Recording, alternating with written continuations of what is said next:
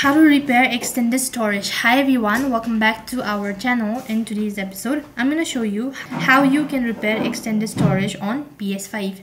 So in order to fix this issue, first thing first, what you need to do is make sure that the device is connected to an internet service. If you're encountering the PS5 extended storage error, implies that you won't be able to use your external hard HDD with your console. Now this issue can be caused by faulty or incompatible external storage. So in order to fix it, what you can do, you can try restart the console. Now all you need to do is just press the power button and hold it down for 7 seconds. Then the console will beep twice and shut it down. Leave the system off for a while and then power it back on. Connect the storage device. If it is still not working, we can assume that the drive does not meet the PlayStation 5 requirement.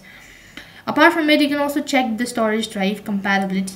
Now the PS5 extended storage will not work if the disk has insufficient space. Even though the PS5 station supports various external storage devices, they must meet certain specifications to be compatible. And also you can also try manually update your PS5. In order to do that, power on your system and go to the settings. Select the system software update option.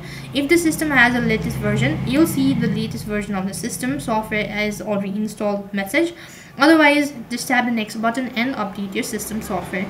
That might be able to solve your issue. Despite of doing all of these procedures, you're still unable to fix it, then contacting the support team would be a best solution. So in that way, you can fix your issue. So that's basically how you can fix your extended storage on PS5. That is all for this video. I hope the video was helpful. Make sure to like, share and subscribe to our channel.